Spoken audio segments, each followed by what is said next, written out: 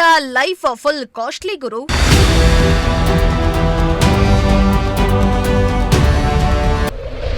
ದುಬಾರಿ ದುನಿಯಾದಲ್ಲಿ ಯಾವೆಲ್ಲ ಬೆಲೆ ಏರಿಕೆ?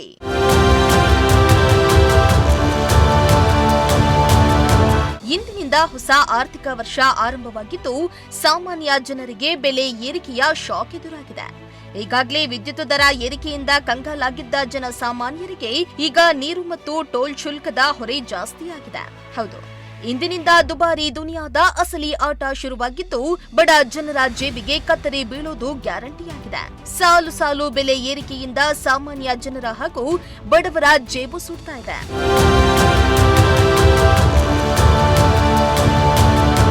ಹೌದು, ಯುಗಾದಿ ಕಳೆತಿದ್ದಂತೆ ಏಪ್ರಿಲ್ 1ರಿಂದ ಹೊಸ ಆರ್ಥಿಕ ವರ್ಷ ಆರಂಭವಾಗಲಿದೆ.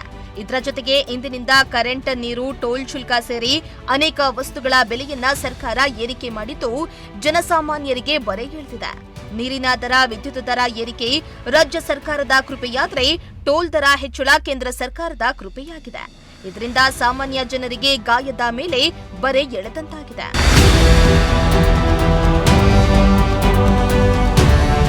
ಇನ್ನು ಈಗಾಗಲೇ ಗ್ಯಾಸ್ ಸಿಲಿಂಡರ್ ಹಾಗೂ ಪೆಟ್ರೋಲ್, ಡೀಸೆಲ್ ಸಮಸ್ಯೆಯಿಂದ ಕಂಗಾಲಾಗಿರೋ ಜನರಿಗೆ ಮತ್ತೆ ಶಾಕ್ ಎದುರಾಗಿದೆ.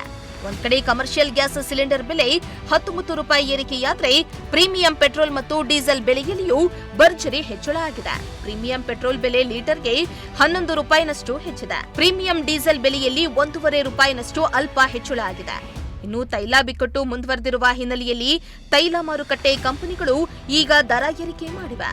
ಇನ್ನು 19 ಕಿಲೋ ಕಮರ್ಷಿಯಲ್ ಎಲ್ಪಿಜಿ ಸಿಲಿಂಡರ್ ಬೆಲೆಯಲ್ಲಿ 195 ರೂಪಾಯಿನಷ್ಟು ಏರಿಕೆಯಾಗಿದ್ದು, ಇನ್ನು ಮಾರ್ಚ್ ತಿಂಗಳಲ್ಲಿಯೇ ವಾಣಿಜ್ಯ ಗ್ಯಾಸ್ ಸಿಲಿಂಡರ್ ಬೆಲೆಯಲ್ಲಿ ಬರೋಬ್ಬರಿ 300 ರೂಪಾಯಿ ಹೆಚ್ಚಳ ಆದಂತಾಗಿದೆ.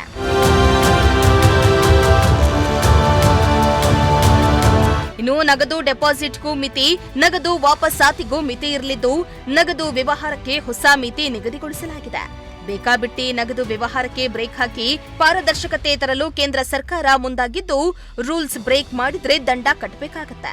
ಹಾಗಾದ್ರೆ ಆದಾಯ ತೆರಿಗೆ ಕಾಯ್ದೆಯಡಿ ಹೊಸ ನಿಯಮಗಳೇನು, ಏನೆಲ್ಲ ಬದಲಾವಣೆಗಳು ಆಗುತ್ತೆ ಅನ್ನೋದನ್ನ ನೋಡೋದಾದ್ರೆ, ಒಬ್ಬ ವ್ಯಕ್ತಿಯಿಂದ ಒಂದು ದಿನದಲ್ಲಿ 2 ಲಕ್ಷ ರೂಪಾಯಿಗಿಂತ ಹೆಚ್ಚು ಕ್ಯಾಶ್ ಅನ್ನ ಪಡೆಯುವಂತಿಲ್ಲ.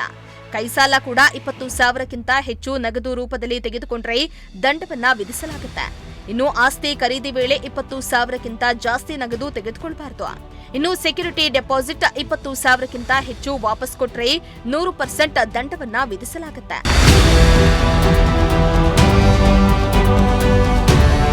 ಇನ್ನು ಇಂದಿನಿಂದ ಹೆದ್ದಾರಿಯಲ್ಲಿರೋ ಟೋಲ್ಗಳ ಸಂಗ್ರಹ ಕೂಡ ಏರಿಕೆಯಾಗಿದೆ.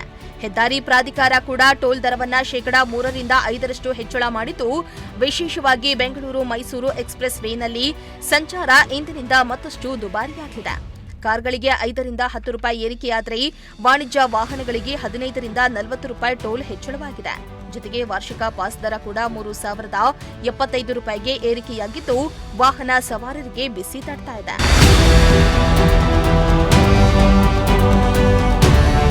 ಒಟ್ನಲ್ಲಿ ಏಪ್ರಿಲ್ ತಿಂಗಳ ಮೊದಲ ದಿನವೇ ಜನಸಾಮಾನ್ಯರಿಗೆ ಬೆಲೆ ಏರಿಕೆಯ ಶಾಕ್ ಸಿಕ್ಕಂತಾಗಿದ್ದು, ಮಧ್ಯಮ ವರ್ಗದ ಜನರ ಬಜೆಟ್ ತಲೆಕೆಳಗಾಗಿದೆ. Sushmita, news desk, Prajashakti TV, Tumakuru.